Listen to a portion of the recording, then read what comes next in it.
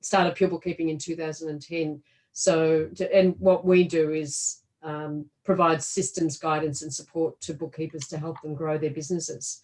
And one of the key elements and the stumbling blocks, the troublesome things that that bookkeepers struggle to implement is value pricing, generally speaking. So I started reading your book last year, and I read your book last year and just devoured it, and ran a few webinars for our licensees on it, and so when Katrina, and then we started this book club during the year, and they all voted on what books they wanted to read, and yours was up there, the third book I think it was that we've been running with the book club, and it's so vast. We're doing it over 3 months.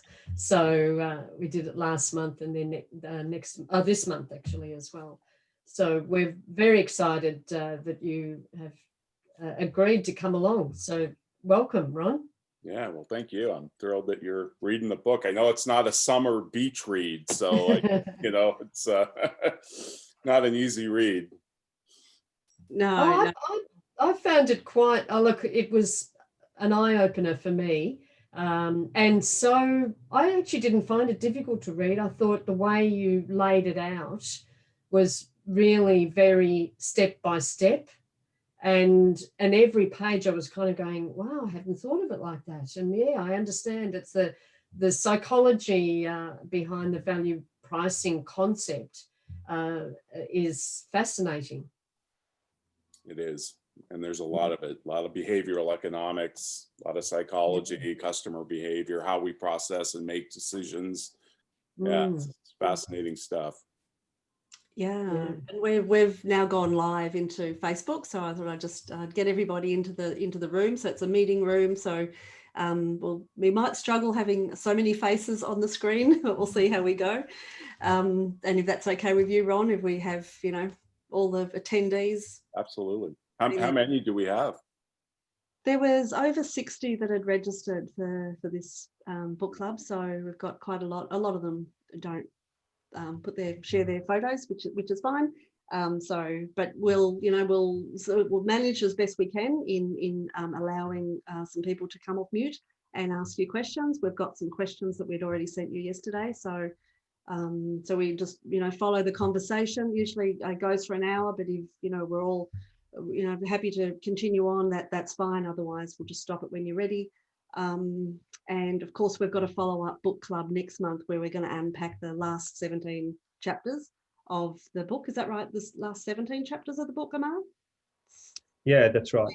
The last 17. So I think the first 17 really sets the theory behind why value pricing is so important, and why timesheets really should be put in the history books. And the second part of the book, which we're now going to cover at the end of this month, is how to actually implement it. So the steps and a lot of examples on how it's been implemented. So which is fantastic. It's all laid out in the book, which is great. And Ron, I might, by a matter of introduction, is also Amar is one of our licensees, and offered to host these book clubs, particularly about your book. So Amar's a fabulous supporter and a great advocate for the book as well. Oh, excellent. 2 points on that. That's a great point, Amar. The way I think about it is, because this is a business model change, there's 2 components to a business model: creating value and capturing value. Creating value is really the first half of the book.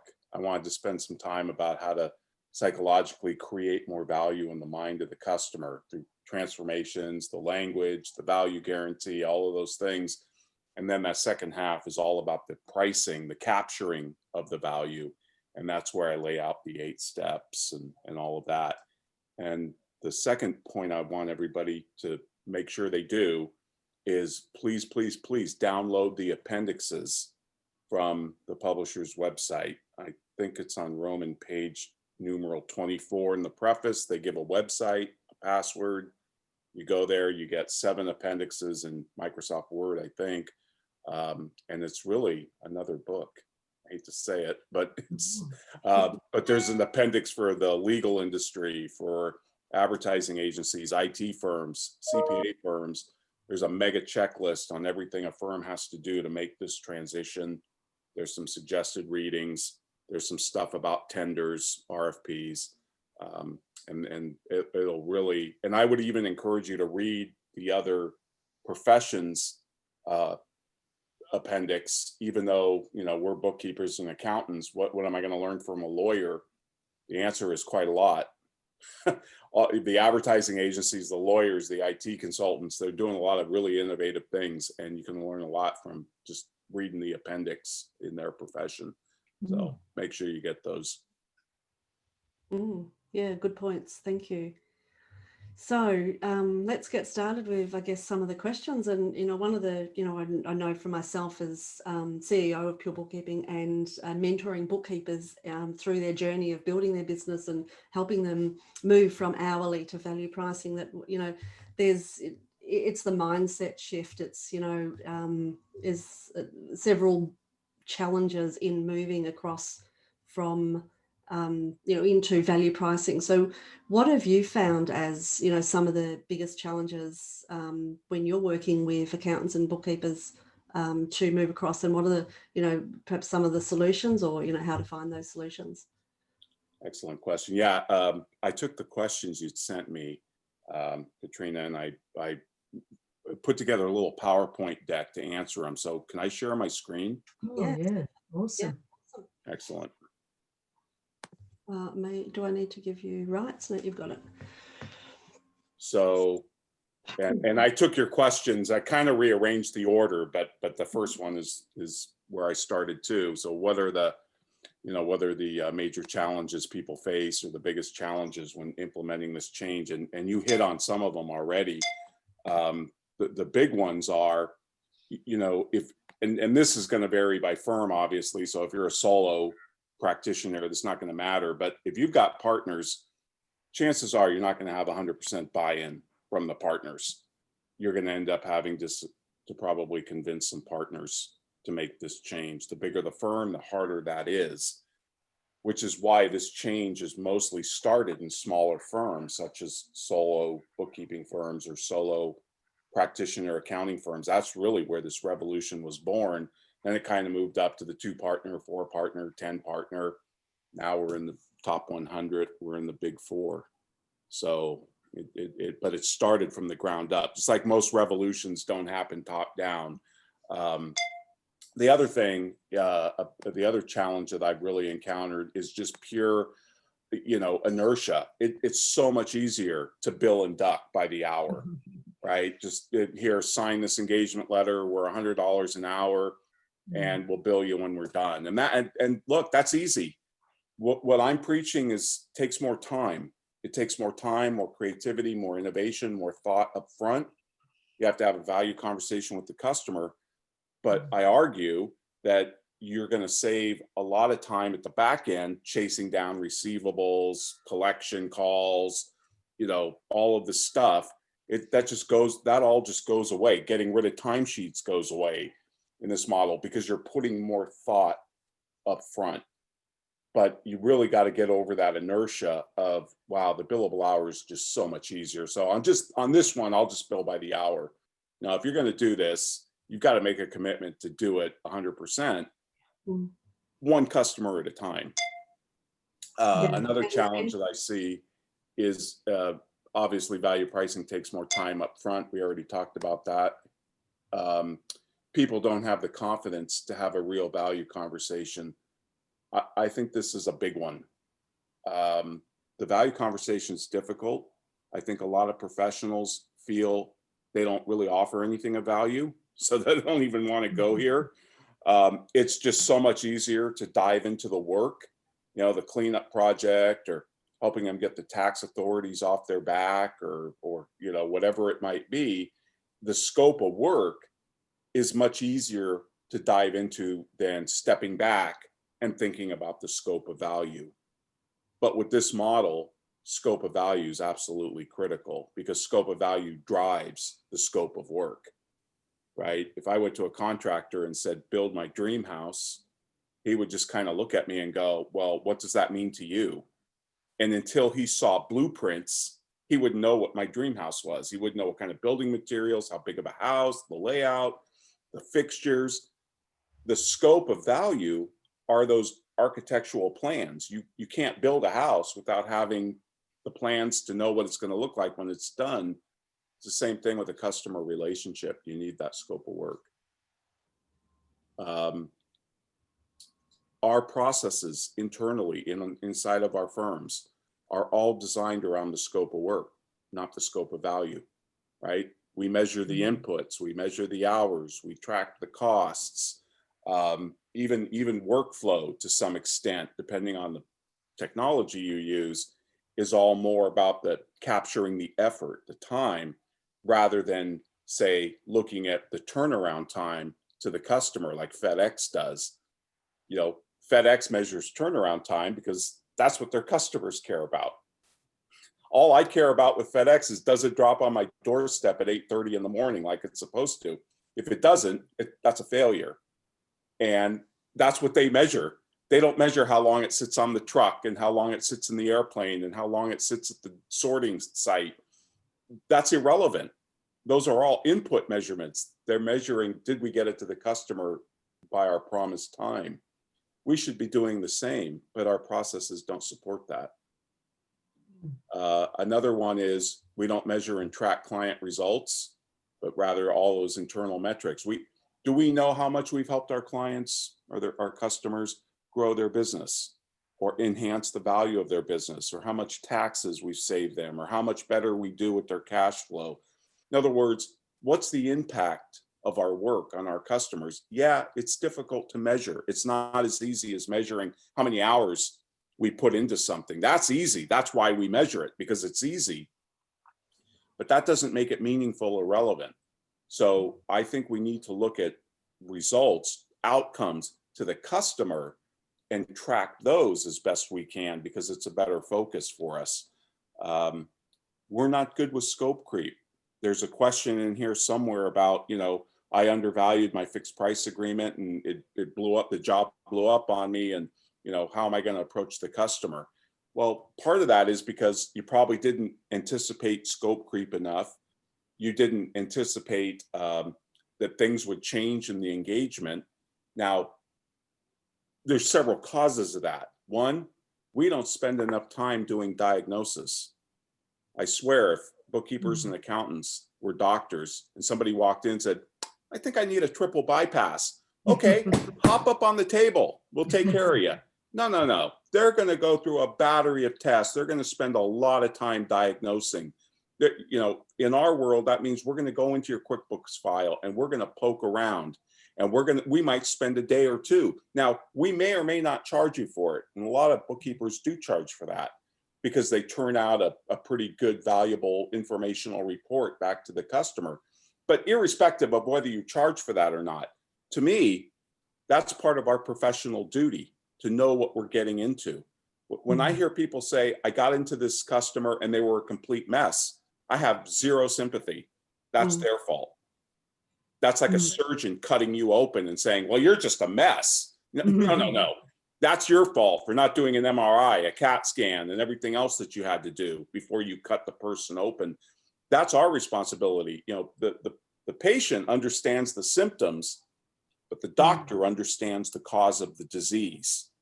And we're the professional. We have to take the time to diagnose. So that's a big part of why we don't catch scope creep. We don't use the change request, change order policy like auto mechanics or contractors do. Everyone on this call would be upset if you took your car to a shop and they said, oh, you need a tune-up, it'll be $300.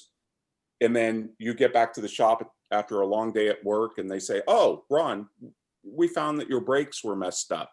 They didn't balance. So we just fixed them. The bill's not $400 or $300, it's $700. We'd go ballistic. We want them to call us and say, hey, your brakes are shot. What should we do? That gives me the power to make a decision as a customer. We just go ahead and plow through the work without ever talking to the customer. That's a huge mistake. Yeah. Psychologically, from a decision standpoint, from a pricing standpoint, it's just a huge mistake. And so we're not good at scope creep because we've never had to deal with it. We just bill by the hour, whatever it takes, that's the bill. Scope creep never mattered before. It matters in this model. There's also scope C. This is when we add value that the customer doesn't ask for. We go in, we do the tune up, but we put in, platinum headed valves or whatever, or replace another part, but we never charge for it because we think, well, we got to get it up to standards or quality standards, or it's got to be just perfect. We spend a week looking for $100 error in inventory or something. Now, a lot of that stuff may or may not be valuable, but scope seat by definition is the customer would value it, but we never told them about it, let alone charged them for it. And I actually think scope seep can be a bigger problem than scope creep. I know that sounds very counterintuitive, but that's been my experience.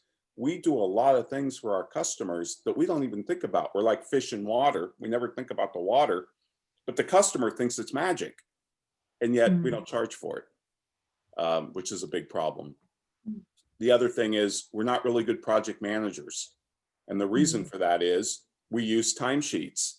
Timesheets are historical. By the time I see something on a timesheet, it is by definition no longer manageable. To use your timesheet to run your firm is like timing your cookies with your smoke alarm. Right? I mean, by the time you see it on a timesheet, you're crying over spilt milk. It's too late at that point. And no, you don't learn from it, and no, you don't get better because of the timesheet. There's other systems and processes that will help you do that. Project management is all about forecasting capacity into the future. In other words, I don't mind if you project time into the future. I don't mind if I said to you, Katrina, here, I'm going to give you this project. I think it should take about 8 hours, right? And then we put in the system that, you're blocked for this 8 hours, whether that's today, tomorrow, whenever you want to block yourself for that 8 hours. But what I'm not going to do is I'm not going to fetishize over the idea that you spent 12 hours on it and we were $4 or 4 hours off of budget, right? We've got this accounting mindset that we have to compare, projected to actual for everything. And it just doesn't work that way in project management. If you spent 12 hours on it, you know what? Close enough. What I'm more concerned about is why didn't it go back to the customer by the due date that we promised them? In other words, why would something sit in the firm that we projected would take about 8 hours for you to do, but it sat in the firm for 3 weeks? That's the bottleneck. That's what I should be concerned about. But no, I'm concerned about, well, when you finally did do it, weeks late, well, you spent four hours more than we thought. So what? It sat in the firm for 3 hours. Where's the bottleneck? And like most bottlenecks, it's at the top of the bottle. It's the partners.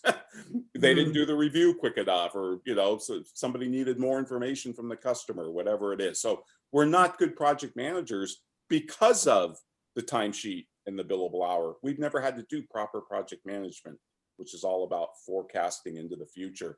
The other thing is we've never had to develop pricing talent before. This is a new skill for us inside of the professional world. And we're getting better at it.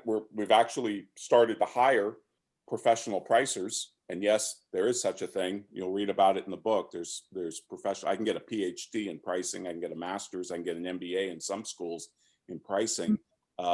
This has become a discipline. It's become a profession. And these are people who live and breathe pricing, and firms are starting to hire them. Now, these are some of the bigger firms, but I think there's pricing talent in every firm, but you've got to develop it. You've got to constantly learn, like read books and go to webinars or seminars, whatever, look around and see how other industries price, because there's a lot to learn from what other industries are doing. And that's a new skill to put on our radar screen. So I think we're still kind of struggling with that, getting our feet wet. And then there's the debate over, do we start with new customers or current customers? And I'm actually agnostic on this question. when I started making this change in my own firm in 1989, I had very simple logic. I was a dummy. I didn't do anything right, but I just knew that value pricing, or what I called fixed pricing back then, was the right thing to do from a customer experience standpoint. And I thought to myself, well, I already have a good relationship with my current customers. Why wouldn't I start there? Why wouldn't I start there? They hate the billable hour. They complain to me about it when we're out at lunch or whatever. Why wouldn't I sit down with them? Well, it's really easy, I think, to do both. Yeah, you put all new customers that come in on this method, but at the same time, we can walk and chew gum at the same time. You slowly convert one customer at a time, your current customers over to fixed pricing. And so I started with my current customers, and I've seen it work both ways. A lot of bookkeepers have started with current customers. A lot of bookkeepers have started with new customers, built their confidence up, and then went back to their current customers to convert them. It is a little bit more challenging to convert a current customer, and I think there's a question along those lines, than it is a new customer. But you got to get skilled at this, because you've got to be able to convert your existing customers. Otherwise, you'll never get a majority of your revenue under value pricing. You'll just get the new stuff under value pricing. But most of our revenue comes from our current customers, unless we're getting new customers every year, which doesn't happen in our world as much. And then I think unlearning, and I've studied this quite a bit. It's really hard to unlearn something, to give up your prior biases, to give up your view of the world. Old habits die hard. That's really true. Before you can do something new, you have to give up something. Rock climbers, I think, have a saying: before you can, go to a new place in the climb, you have to give up where you are, right? To move forward, you have to leave some things behind. And unlearning is a real challenge. It's not something that we do automatically. We have to work at it to challenge our beliefs. And maybe that's why this book is so big, because I wrote it as a way to challenge my own beliefs. I used to hold the beliefs of the billable hour and the timesheet and the cost accounting view of the world. This book is my repudiation of all that. And you have to wrestle with that. And that it's not a sudden bolt of lightning that drops from the sky and hits you and converts you. It's a slow, gradual, messy changing of the mind. But it's all that process of unlearning that's so important. And then here's a big one.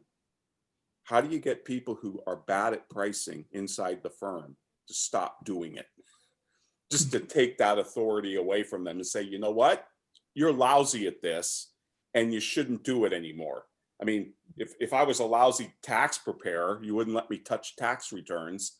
But somehow firms think when you get to be the owner or the partner, just because you're in that exalted role, you're going to be an expert pricer.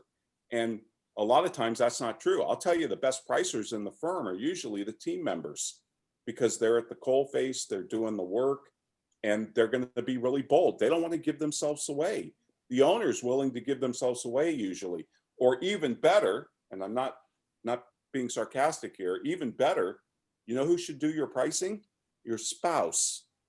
Because your spouse has to live with the consequences of you underpricing and over servicing your customers, the missed meals, the late nights, the missed, footy games and all of that. By the way, I'm a huge AFL fan. I think that's just such a cool sport. But go Cats, right? My Australian buddy is a huge Cats fan. I've been to so many Cats games as I've visited down there. I just love it. It's a blast. And so anyway, I know I've been rambling. I know there's a lot there. The last one is pricing is complex jobs. When we're confronted with the complex job, maybe it's a huge mess cleanup. Maybe it's got several layers to it, and you're going to have to peel the onion to do all the things you have to do to get the customer on the right track. We look at that, and because it's so filled with risk and uncertainty, we say, there's no way I can put a fixed price on this. I'm just going to do this by the hour. Well, I'm here to tell you, it's precisely those jobs that have the most value, where you need to run away from the billable hour the quickest, because a job that has risk and uncertainty in it has got profit written all over it. It's got windfall profits written all over it, because it probably means it's really valuable to the customer if there's an element of risk and uncertainty to it. And by providing them a fixed price and giving them certainty, you can capture some of that extra value that you're creating from taking that uncertain world and bringing order to it and conveying certainty to them. So I know that's a lot, it's 14 points, but those are some of the biggest challenges we see. And I'll shut up and let you guys comment on that or ask more questions around it or whatever. It's really insightful what you've shared there, Ron. I think where you touched on unlearning old habits. I think when people first start thinking about value pricing, they think it's this magic formula that, okay, instead of doing hourly rate versus number of hours, I'm going to use another formula. It's really important to understand that in implementing value pricing, everything changes. The KPIs you track amongst your staff then changes towards measuring the value we created to clients versus the value that we promised to clients in the engagement. It changes to, instead of talking to customers in terms of number of hours and our hourly rates, we're talking to customers in terms of value that we're going to be creating for them. So it's an entire shift in the way we measure our effectiveness as a firm, the way we communicate with our customers, where you're changing everything towards just value driven. But what I found really interesting was when you were saying that initial discovery call or the discovery phase where you're doing that interviewing. I mean, I think most of us probably spend 1 to 2 hours max before we come up with a fixed price agreement, which would then be proposed to the client. You mentioned it could take 1 to 2 days, which I'd say most of us wouldn't be investing that amount of time to do that. In those initial discovery interview calls where you're really learning about the clients, you mentioned reviewing their QuickBook file as part of that. Would you be having multiple meetings with the client to draw out some of that value as well? Where do you see the best avenues to actually learn the most about our customers and what they value?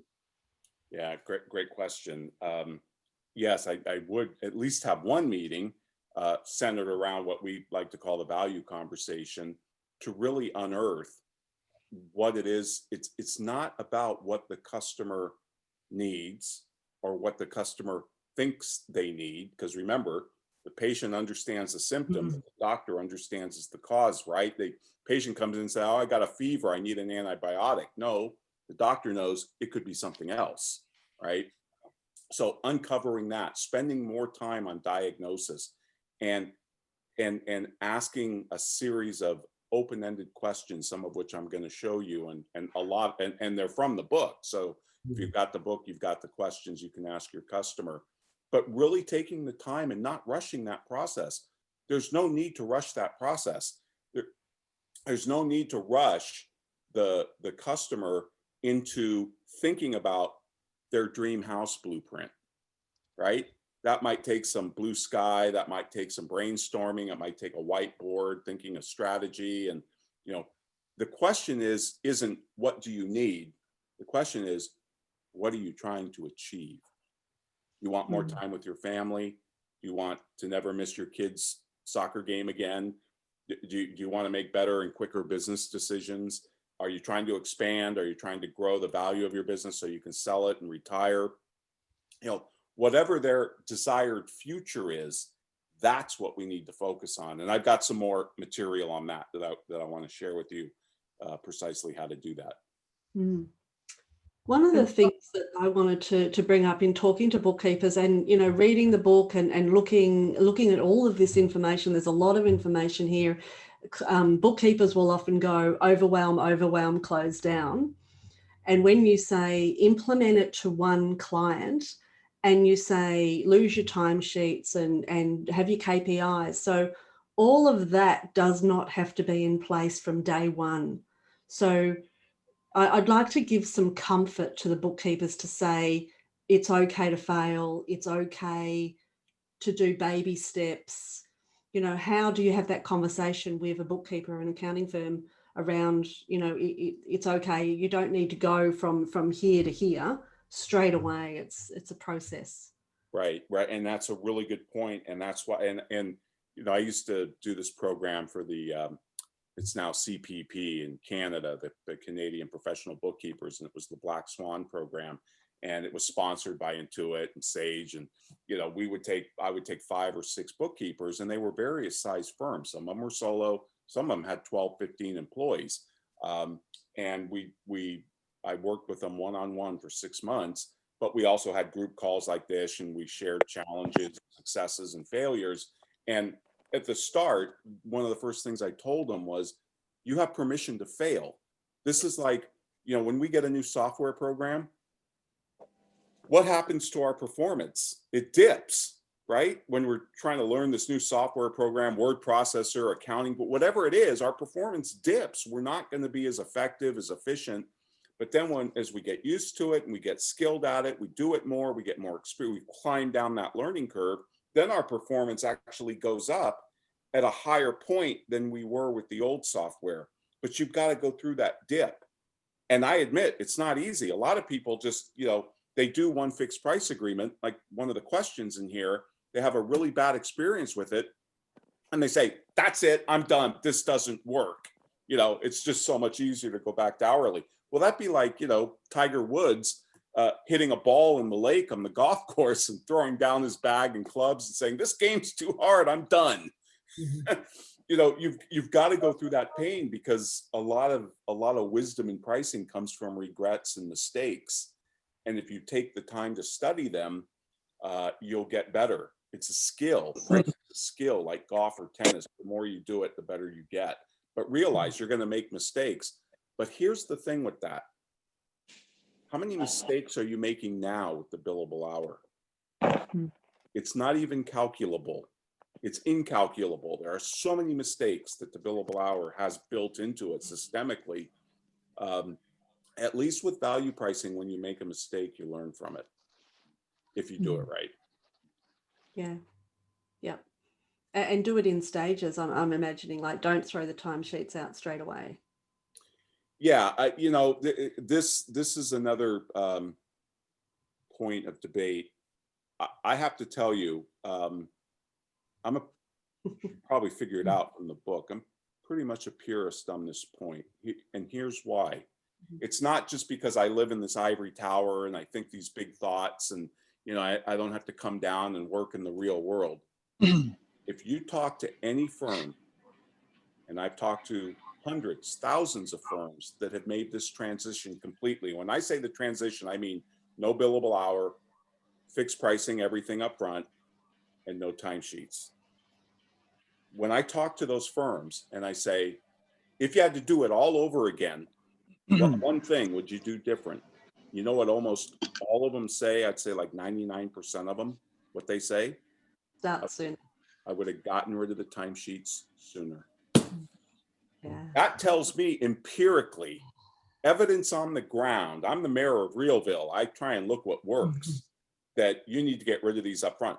I got rid of them right away in my firm. Never had any regrets. By getting rid of them, your focus changes from hours to and inputs and efforts to outcomes, like Amar was talking about. It's where your mind goes when you get rid of them. When you give those up, you go to a new place. That new place is customer value, customer outcomes, transformations. Right. How you doing? Sorry, I'll just mute Adam. And one thing I was thinking about as you were speaking, the like making mistakes, having permission to make mistakes and learning from that. And one of the messages I got from the book is you're always checking and measuring, and you're seeing how that went and what the results were with that. And then you tweak it a bit and you do a change order and you have another conversation. It's not a fixed fee, static thing like that necessarily. It's something that you need to be constantly monitoring. Is that right? That's right. And, here's where accountants have a huge advantage over all the other professions that I talk about in the book, the lawyers, the advertising agencies. Those professions tend to be project based, right? You don't get a divorce every year. So you're not going to your divorce, but we have this evergreen revenue. They need taxes every year. They need their books done every year. They need us to work with the accountants to get the taxes ready. They have compliance needs every quarter, year, whatever it might be. We have this evergreen revenue, and that's fine. We kind of know what that is. We know what to expect with it, but that doesn't mean that we still can't have an annual value conversation that is all about, okay, what are you trying to achieve in the next year? Maybe they want to expand their business. Maybe they want to get some type of financing. Maybe they want to bring in a partner. Maybe they want to sell a chunk of the business, whatever it might be. Our customers are humans. They're not snapshots in a time and place. They're videos. They're moving. They're dynamic. They're constantly changing. Their goals and aspirations and dreams are constantly changing. And if they're a good customer, heck yeah, we should be meeting with them at least once a year to talk about what their goals and objectives are for the upcoming year. And that's the basis for doing the value conversation every year, which we can do because it's such a natural fit with the cycle of our work. And with scope creep, you were mentioning before, another point that I recall in the book was someone was giving an example of when a client asks you for something, a set of reports. I need some financials. I've got to go to the bank. And what we normally do by default is go, yeah, sure, I can do that for you. And off we go and spit out these financial reports and give it to them. Whereas the example that you gave was the person asked the client, oh yeah, I can do that, sure. What do you need it for? And then they found out that the client said, oh, look, I need to go to the bank to get a loan because I'm going to buy this huge piece of equipment. And that's going to, the growth is going to, explode. I'll be able to add $500,000 a year or something to the turnover. And it completely changed the conversation. And they realized the person that, the bookkeeper who was being asked to deliver the financials realized the value was more than just the 10 minutes that it was going to take to put that together. It was really had much more value than that. Yeah, no, it's a great point. I think there's another story in the book too, because it's always stuck with me. One of my colleagues, a client came to him and said, I need to have some financials for my banker. And he asked them, and what for? What's the objective of that? He says, well, I've got this loan with my banker, this line of credit, I can't remember. And he said, I violate some of the covenants of this agreement because I've got a weird cash flow. It's very cyclical. And sometimes I just can't make the covenants. And what the customer said, what I'd really like for you to do is have a conversation with my banker and explain my cash flow issues to him, because if my banker has a good relationship with my accountant, I'll sleep better at night. Well, that puts a whole different value now on that conversation, that relationship, and it takes the focus off of the financial statement, the piece of paper, and puts it on the relationship where it should be. It's a sad story, but just parenthetically, here in the States, and I think it's the same in Australia, you've got these government programs to help businesses through COVID, right? Whether it's you're giving them loans or subsidies or whatever. And we've spent trillions of dollars on this as a country. And one of the things that we've learned watching accounting firms interact with their customers is they don't know who their bankers are. They don't have a relationship with their clients' bankers. That's terrible. That's terrible. They should know their banker, their insurance people, their lawyer, their accountant. They should know everything. And they didn't even know the banker. Yeah. Interesting point. So did you want to move on to the next slide of yeah, let me show you. I took this question: what are the biggest mistakes you've seen people make? And as you can imagine, the mistakes are they mirror the challenges. We do too much prescribing without enough diagnosis.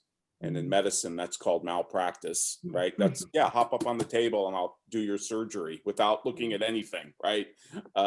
we don't appoint a chief value officer or a value counsel in our firm. And what I mean by this is I think every firm needs to have a person or maybe a team of people drive this change through, really be committed to it, really make sure that we're doing one customer at a time. We're putting all new customers on this. We're converting our existing hourly billing customers over to this. They have timelines and objectives for that and all of that. And if you're a solo, get your spouse to do it. Get a business mentor to do it. Get a business coach to help you. But if you don't do that, it's probably not going to happen. Another big mistake that we see is not offering 3 options. It's really a mistake not to offer your customer options for everything that you possibly could do for them. And it's always, you can always create 3 options out of anything. We don't do enough. Why is that a mistake, Ron? Why do you say offer 3 options instead of just 1? Because if you give a customer 1 option with a price, you're asking them basically to take it or leave it. And when you give a customer 1 option, there's no context to compare it to. When you give them 3 options, the questions in their mind change. It's no longer, should I work with pure bookkeeping? The question becomes, how do I work with pure bookkeeping? Which option do I select? That's why, have you ever noticed every business offers us options? Small, medium, large, first class, business class, coach. I know you guys hate Starbucks in Australia, rightfully so. It's, it's a milk distributor, not a coffee shop, but Starbucks, tall, grande, venti, right? Why? Why do they offer us options? Because it gives our pricing context. It lets us compare, it lets the client compare us to us rather than comparing our 1 price with 5 other firms' prices. Now we've got 3 prices in there. We have a higher probability of securing the work and creating more value for the customer. So offering options is a huge part of this process. Yes, we've got a question from Melinda. With the 3 options, do you offer that to existing clients? Yes. Yep. And again, that takes a little bit more finesse, a little bit more time to explain, why are we doing this? Why are we making this change? But it's essential. And and by the way, the customers love this. When we go to buy something as a consumer, don't you like choice? Yeah. Or would you rather just have 1 thing, take it or leave it? Like the old Soviet Union. No, we like choices. And we have a range of choices for everything we buy. And there's a reason for that. And well, I like the point that you made in the book around that. This is the psychology around the value pricing, is because then the client will choose the option that they value the most. Right. And they will then pay you what that value brings to them. So an example of that in my own life, and we've all done this, buying something that has the bronze, silver or gold, or like we got a car a year or so ago, and there's the different models of the cars, and we could have got the top one and that had the sunroof and the Bose surround and things like that, but for the extra money we didn't particularly want a sunroof or valued I don't sit in my car to listen to music, so we got the middle of the range, but I was prepared then to pay. That was what I valued, so I paid that. If I really valued Bose surround sound and drove around in the car and did all that, then I'd be going for the top model, but I chose the one that I valued and I was happy with that purchase. I think that's the key with that. Would you agree, Ron? Yeah, because you made the decision, Yeah. you feel good. And most people do pick the middle option because we've got this, we tend to think it's the safest option. Well, the cheap one might not be that great, the quality, and the top one probably has too many bells and whistles I'll never use. So I'll just be safe and go with the middle. But the thing that really makes offering choices so powerful is, especially 3, is the customer is no longer making a pricing decision. They're making a value decision. They're comparing price to value, which is what you want them to do. You just don't want them to look at price. Because if they're looking at price, what do all customers want to do with price? Reduce it. Lower it. But when Yeah. you make them think about value, what do all customers want to do with value? And by the way, what do all firms want to do with value? We want to create more of it. Increase it. So I rather focus on something that we're both trying to maximize rather than what we're trying to minimize for the customer. Let's focus on value. We still measure the wrong things. This is a huge problem. This is why I loathe timesheets, because they take a lot of time. There are a lot of bureaucracy, and you don't get good information out of it. It's a completely useless data point. There are better systems and processes we could put in place, like project management, and you're going to see in the book after action reviews. I think after action reviews are one of the most revolutionary ideas in the last 60 years. They came out of the military. Your military uses them. The Canadian military uses them. Militaries around the world have embedded after action reviews into their cultures. And it is the best single learning tool. After action reviews actually help teams do better in the future, improve future performance. Timesheets do not. So we need to get over our legacy systems of measuring and looking at the wrong things. Here's a big one. We underprice. My guess is this question about they underpriced the FPA. They underpriced it. And underpricing is 95% of the pricing mistakes you will make. You underpriced it. You wimped out. You wanted the client so bad. You thought, oh, they'll never pay that. I better cut that in half or whatever. And we just underprice. Well, this is why I say everybody needs an agent. You know, authors and actors, they all have agents. Not because these people, they like to pay these people 15% of what they make. It's because these agents can get them a better price than they can get themselves. We're all terrible at selling ourselves, every one of us, including me. But when I have an agent, they're brave as a lion selling me and my value. That's why when I go down to Australia to do work, my buddy down there, he's my agent.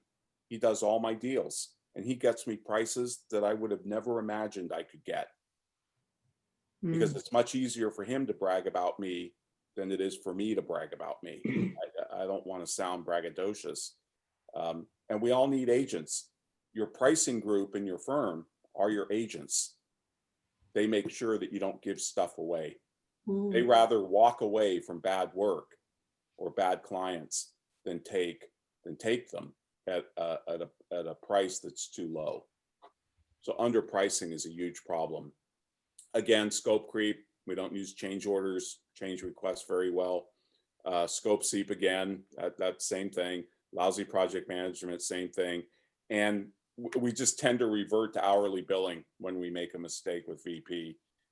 We throw our clubs down and say, this game's hard. Well, yeah, so is becoming a bookkeeper, so is becoming a CPA, so is passing the bar exam. But anything worth having is going to be a struggle. It's going to be hard. And so you got to live through those mistakes and learn from them and get better, because you will get better. And it's not being afraid to start. Yeah, because it's just one customer at a time. You don't have to cannonball into the swimming pool and do everything at once. I just want you to stick your little toe in the water. In fact, in the book, there is Amar, I think you pointed out that, bookkeepers, accountants especially, they want a formula. They think there's a formula for value pricing. I'm here to tell you there is no formula, because value is not a number. Value is a feeling. Now, I'm going to expand on that because I know that's a really counterintuitive thing to say to a group of accountants who think in numbers. But I do have a cheating formula in the book on page 275. It's called dipping your toe in the water. And it was an exercise I contrived to help people kind of do their first couple of these. Once you get really good at it, you won't need this formula anymore, because it will just be automatic. You'll think of these things and a whole lot of other things as well when you think about value.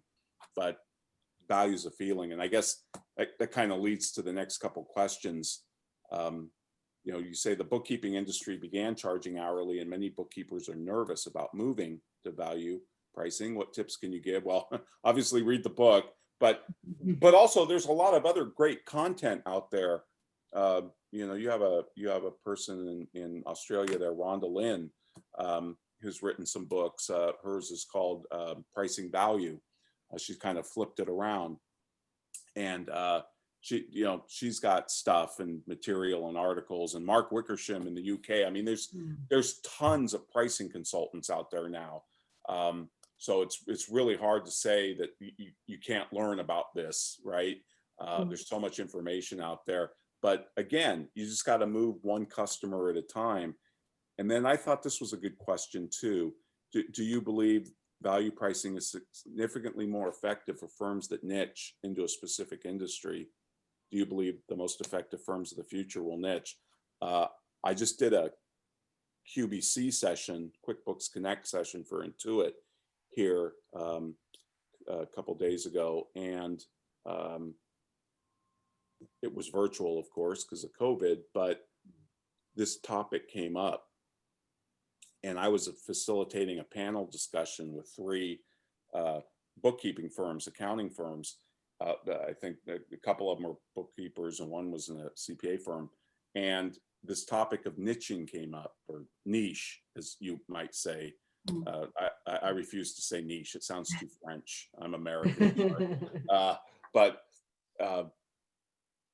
I can tell you emphatically, that the most profitable firms in the world in any professional sector all have one thing in common. They're niched. Really? It is the wave of the future. It's been the wave of the future since the 80s. The medical profession started niching in the 30s. They started to develop specialties in med school, orthopedic surgeon. There's hand surgeons, you know, there's even subspecialties, thumb surgeons. I mean, these people do nothing but the thumb, and that's it. If it's not a thumb injury, they won't take it.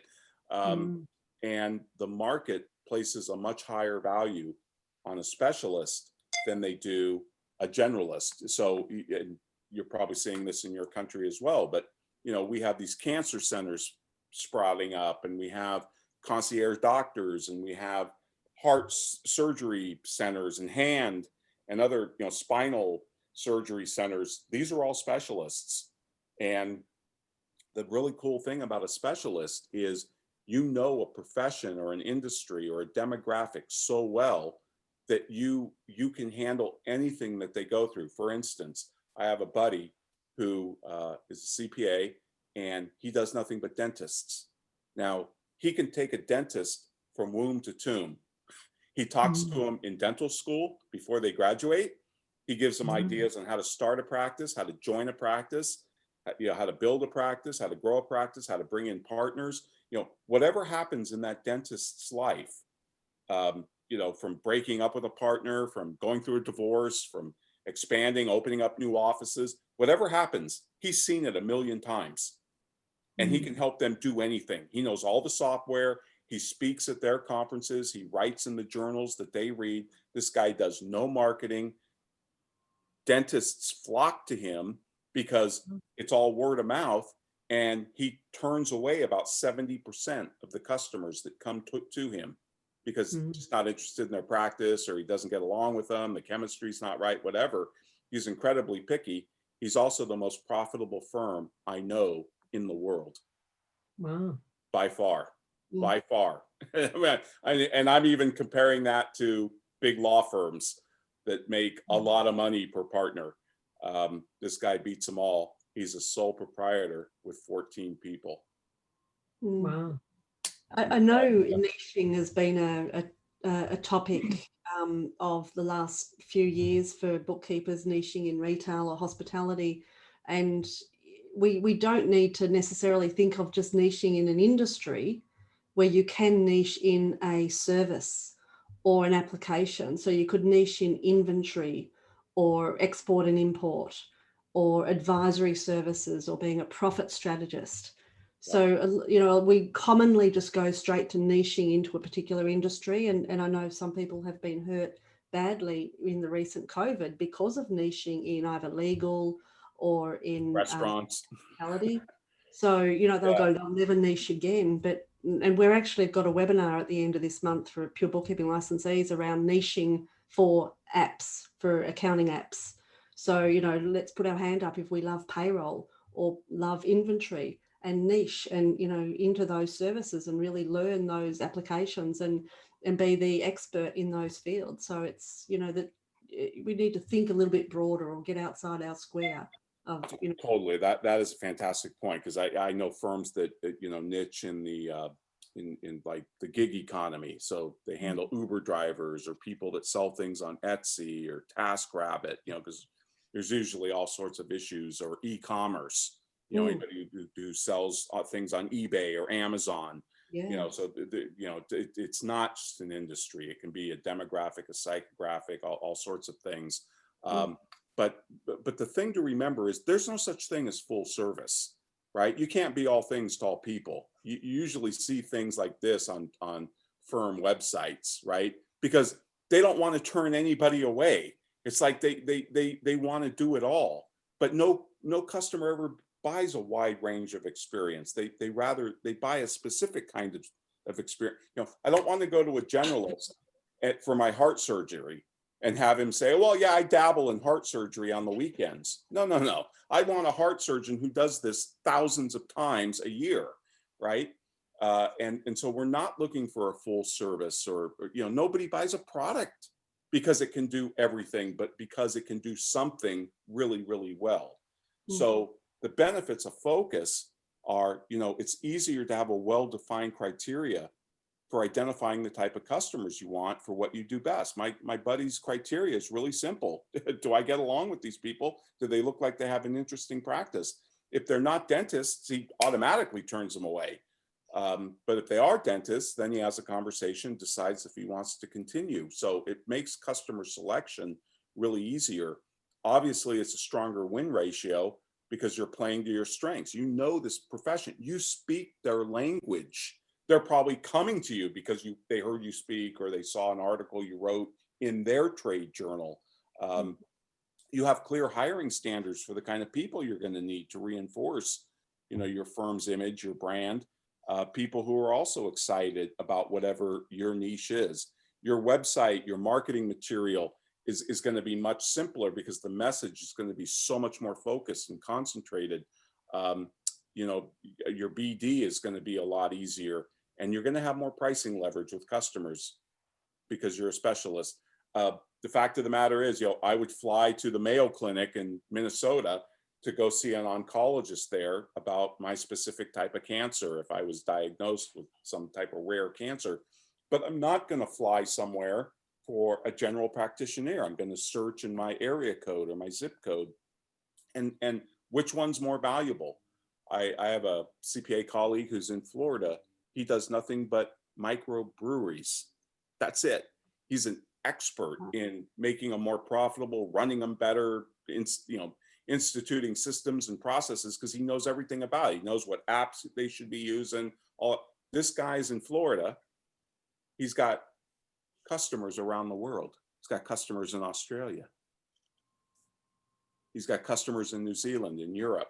Now, he doesn't do the compliance work in those countries. He teams up with a local firm because they're better at the tax work and all this stuff for compliance, but he does the advisory. And that only happens because he's a specialist. That would never happen if he wasn't a specialist. So I think it's really important.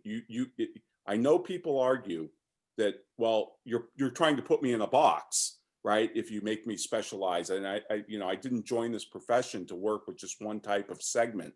I joined this profession because I get to work with all different types of businesses, retail and manufacturing and service and professionals. That's great from an intellectual curiosity standpoint. It's a lousy business model. It's a lousy business model for all the reasons on the last slide. The simple fact is, if you've got no box, you've got no strategy. You've got to box yourself in. Strategy is all about what you don't do, not what you do. Your firm is defined by the customers that you don't have, not the customers you do. Just give you an example. If you look at Hewlett-Packard and you look at Apple, Hewlett-Packard, if you were to count the number of SKUs right? Single stock keeping unit or whatever, that they have inventory basically. Last time I checked, it was something like 15,000 SKUs in their product lineup.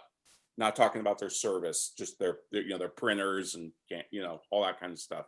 15,000. Do you know how many Apple has? 7. It's like 100, less than 100. And they're the most profitable, highest capitalized business in the world. Why? Because they're focused.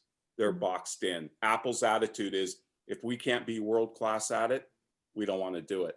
So they turn down more ideas than they accept because they know they can only do so many things really, really well. And if they can't do it really well, Steve Jobs didn't want to touch it. He actually said in an interview, I've got the video clip of this, it's amazing. He said, I'm more proud of what Apple hasn't done than what they've done. Now, that sounds completely bizarre, but what he meant was, because we turn down so many things, what we do decide to do, nobody's better. That's the attitude he brought to Pixar. And Pixar reinvented animated movies. Disney started it, but Pixar took it to a whole new level. And that's why Disney ended up buying Pixar, because their animation department was dead. So anyways, strategy, focus, niching, absolutely. It's been the future for the last 50 years. Yeah. And that's why it's so important to understand the purpose of your own business and have your own mission statement and really drill down on your business model, what it is that you want to be doing with your business, and taking, as I said, take your business seriously. Absolutely. And please, please, please don't confuse being narrow, being boxed in, being narrow as the same thing as being small. Right? I mean, at Starbucks is not small, but they do one thing. Now, I know they don't do it very well, but they're all over the place because they lost focus on this for a while, and that's why they had to bring back the CEO. So anyway, if you want to learn more about, this is all in the area of strategy and positioning. Another book for your book club is my colleague's book. Tim Williams is his name. He's an advertising guy. So when you read the advertising appendix, you'll see his name and some of his material. He's a brilliant thinker. He's got a book called Positioning for Professionals. Positioning for Professionals, Tim Williams.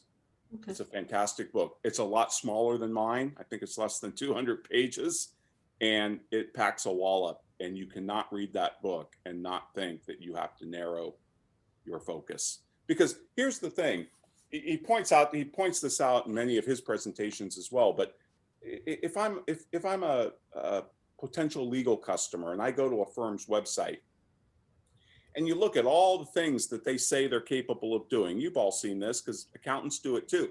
Oh yeah, we handle the follow industries, right? Retail, construction. There's like 40 bullet points. All these services. Yeah, we do audit, tax, but blah blah blah. There's 40 bullet points, and you're looking at this and you're going, how can you be expert in all of this? Your firm is 20 people. How could you possibly be expert in all of this? It's not humanly possible anymore. It'd be like a doctor. Oh yeah, we do hand surgery, heart surgery, we're oncology. No, you can't do it all. You can't do it all. Yeah, exactly. Can I thought I might just go out to the audience and see if anybody's got any questions around that. If there's challenging questions around the point of niching. I can't actually see I'll just open up my chat and if anybody wants to come off mute and ask a question around that to challenge Ron around, why we're still struggling to keep it wide and, have the variety and all of that and not go niche. Somebody in this QBC session the other day did challenge me, one of the panelists, and said the following, well, I like working with a multitude of industry. One, because it lessens my risk that, if one industry goes down, like restaurants under COVID, then I'm not going to be as hurt as if I'm better diversified. That's actually really bad logic for a whole host of reasons we don't have time to get into. But then she said, also, by looking at these other industries, I'm able to cross-pollinate ideas between one industry to another and really help my customers sometimes with some great insights. And that's true. That I agree with. But just because my buddy only works with dentists doesn't mean he's not studying doctors and chiropractors and other medical professionals and other industries. His mind is expansive, but his area of focus in his business is incredibly niched. And so it's the best of both worlds, because we have a mind, and our mind can be very open and we can bring best ideas and thinking to our customers. But when it comes to profitability, I mean, and I'm not saying profit's the only goal, but I would say profitability, quality of life, the niche business are the ones that are really tend to be the happiest and the most profitable. Mm. And I think that would be the biggest challenge that you would have been, challenged or questioned with, is the variety. I love my variety. So I did too. It's one of the reasons I got into the profession. I used to say I want to work in a big 8 because I want to experience a whole bunch of different professions or industries. And that's true when you're starting your career, but it's no way to start a business. If you want a business, you gotta box yourself in, because you simply can't be all things to all people. You can't. It can't be done. We're not tequila. You can't please everybody. You have to pick a focus and be the world to your customers, not just be another provider that's out there. I mean, the question I like to think about is, what would your customers do if you were to die tomorrow, if your firm disappeared? And that's kind of telling, because if it's just, well, they'd go find another bookkeeper. Well, okay. But if they'd say, wow, that would really disrupt my business, I'd have a hard time replacing this person. Obviously they're going to have to replace you. But the point is that, it should be, our clients should miss us if we're gone. And I don't think you can do that if you're trying to be all things to all people. Yeah, good point. I have a question for you, Ron. Sure. For the value pricing, you were saying to get started, you start with one customer at a time, just to feel your way into it. With niching, what would you suggest would be the first step to feel comfortable with niching? Wow, that's a great question. And if you do get a hold of Tim Williams' books, he talks a little bit about this. He says most firms are already niched, they just don't admit it. If you were to take all your customers and group them, maybe you have a chunk of, maybe you have a few doctors, maybe you have a few manufacturers, restaurants, construction, whatever, right? One of those is probably going to have more than the other. And if you split it up by revenue, you might even find that 40% or 30% of your revenue comes from this particular niche. Now, I'd want you to be interested in that niche. I'd want you to, have intellectual curiosity about it, be excited, like the people in that industry, like the industry enough to go to their trade shows, read their journals. So you're probably, to some extent, already niched. So I would start there. If you're not, if you literally have every one of your clients is completely different, no two are alike, then pick a niche that you're just really interested in, or that you think has got growth potential, or just dynamic potential that really interests you, or that is really underserved. A lot of times people say follow your passion. Yeah, there's something to that, but I'm more interested in what's needed in the marketplace, right? Because if what I'm passionate about doesn't sell, then it doesn't matter how passionate about it I am, right? But if I go and serve a need with a group, then maybe I'll get passionate about it as I start to make an impact in their world. So that would be my answer. I know it's kind of a goofy answer, but. No, that's helpful. Thank you.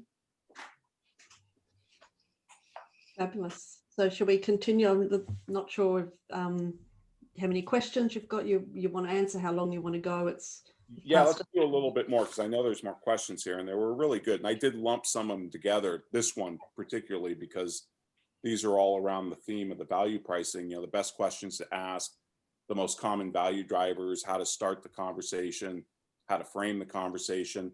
And this is where I'm going to give you some real strategy. Realize that the customer never buys a product or service. By definition, the customer buys satisfaction of a want. We buy things or services in order to accomplish something, either to get a job done, peace of mind, like insurance.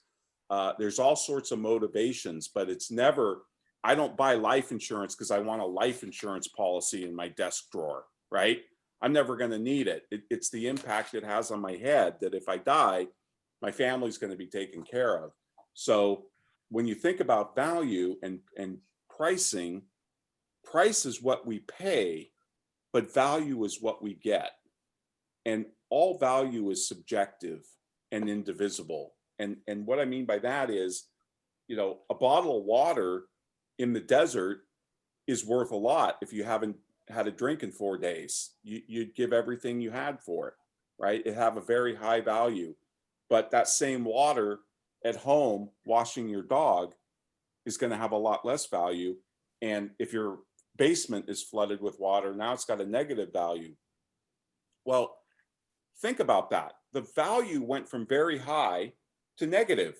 How do we explain that? You know, accounting can't explain that, because accounting simply takes a transaction that was consummated at an agreed upon price and records it as equal value on both sides of the two parties' ledger, right? The buyer and the seller. But that's just bookkeeping. Value explains the economics, right? When I buy something, I spend $5 on a flat white, I'm only buying it because it's giving me more value than the $5 I gave up. In other words, transactions only can happen if the buyer and the seller disagree as to the value of the item. There has to be disagreement. And once there's disagreement, then you can arrive at an agreeable price. And I know that that's a really counterintuitive point, but this is how economists think about it, because pricing is how people divide up the value, right? The only reason I paid $5 for that flat white is because I valued it more than the $5 I gave them.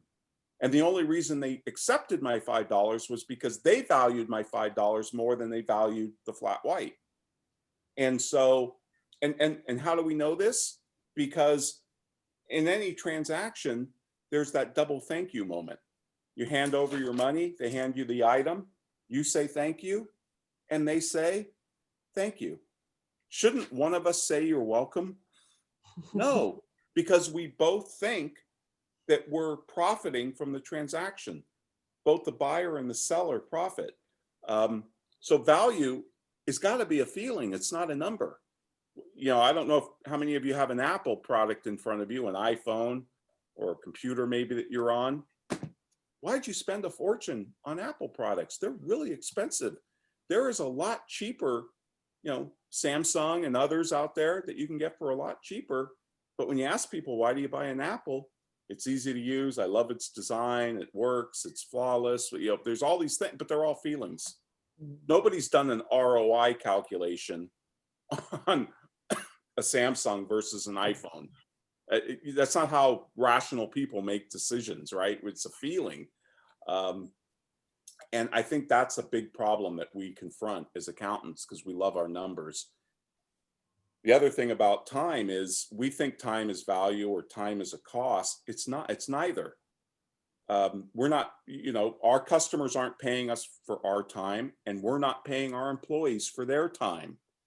Because if I was just wanted to buy time, I'd go find the homeless person on the street because his time is really cheap, right? No, I'm buying what they can do, the results that they can produce. And so time, when you think about it, is really just a constraint. Steve Jobs, Bill Gates, they're subject to the same time constraints we are, right? But they have a different business model than we do. They don't think they sell it. You can't sell a constraint, right? You can't sell time. You can't hoard it. You can't exchange it. You can't store it like inventory. You know, so it's even the wrong frame to think about a business model. And there's no such thing as value billing. So when people and firms say to me, oh yeah, we value bill, I know they don't know what they're talking about, because billing takes place in arrears and pricing takes place up front. So the other thing, I've already explained the bottled water, but this is the components of the transaction. There's customer value, there's price, and there's cost. And of course, the difference between the price and the cost is the profit. And we as accountants understand that. But have you ever thought about what's the difference between the customer's profit and the price they pay? Well, that's their profit. And you know what? Accounting doesn't account for this. When I buy that flat white, the coffee shop's going to book it as $5 debit credit. And I'm going to go home, book it on my, home accounting system as $5, right? Entertainment cash. And it makes it look like the world is in perfect balance. Debits equal credits. Well, I'm here to tell you that in the real world, debits don't equal credits, because this is why transactions happen. Not because of the equality of what we're exchanging with each other, but simply because of the inequality. I value the cup of coffee more than $5. They value my $5 more than the coffee. Bookkeeping doesn't account for that. GAAP doesn't account for that. Debits, credits don't account for that. And that's what we're missing. And so we've got to spend time on that green bar. How do we focus on that green bar? Because the customer wants to maximize our value. We want to create more value for them. And that should be our focus, and hence the value conversation. So when you look at this in a chain, and you'll see this chain in the book, hourly billing is the top bar, where we start with a service, we track how much time goes into it. That's the cost. We take that cost, we mark it up with some profit, level, some profit margin percent. And then we hope and pray that the price is less than the value to the customer. Well, look where the customer is in this chain. They're at the end. So value pricing inverts this chain and says, no, you start with the customer. You ascertain the value through the value conversation. Now, again, value is not a number. So this is not precise. It's not going to be scientific. It's not going to be a formula. But then the value is what sets the upper bound of your price. The price has got to come in lower than the value so the customer can make a profit. And then here's the thing that I think really spins accountants' heads around. It's the price that justifies the costs that we can incur as a firm to do the service profitably at a profit that we can live with. Notice that in the top chain, the cost determines the price, but in the real world, price justifies costs. Because think about it. If the top chain explained the real world, why would any business ever go bankrupt? It doesn't take rocket surgery to put a price above our costs. Your 8-year-old can do it. Businesses go out because they don't produce things of value. But look where value is in the chain with cost plus pricing, hourly billing. It's at the end, along with the customer. We need to put that front and center. And so the firms that have made this transition, they follow the bottom row. And in the book, you'll see that I lay out this 8-step process to do it. I'm not going to go through all these, but that first one is the most important and the most challenging and the hardest, and that is having that value conversation. It's stepping back from the scope of work, diving in. Here's what we need to do. Here are the 6 things we need to do to clean up your books, or get your taxes straight, or get the work papers to the accountant, or whatever. No, you got to step back, just like in that banker story, and talk about what is it that you're trying to achieve? What's the end objective? And so the value conversation is everything, because remember, we're professionals, and a professional is someone who is responsible for achieving a result rather than performing a task. One of the things that I really, really dislike about the billable hour, and the timesheet feeds into this, is everything is turned into a 6-minute task, 10-minute task, right? I've got to do the reconciliation. I got to do this. I got to do the financials. I got to do the review, whatever it is. We have all these tasks. It's not what the customer cares about. The customer cares about the result, not the task. If I want a bunch of tasks done, I can hire a day labor, clean my gutter, walk my dog, mow my lawn. But I go to a doctor, an accountant, a lawyer for an end result. Help me get through this divorce in the most painless way possible. help if you're a LASIK surgeon, help me get better eyesight, you know, and get rid of my glasses. I'm looking for some type of transformation. And when you're billing by the hour, you're not focused on that. You're focused on all the tasks and all the hours and efforts. And that's just the wrong focus. So I don't want to spend too much time on this, but this book, The Experience Economy, which is another great book, by the way, and it was written in 96 or 97, and it's gone through a couple of new editions, and it's still as relevant as ever.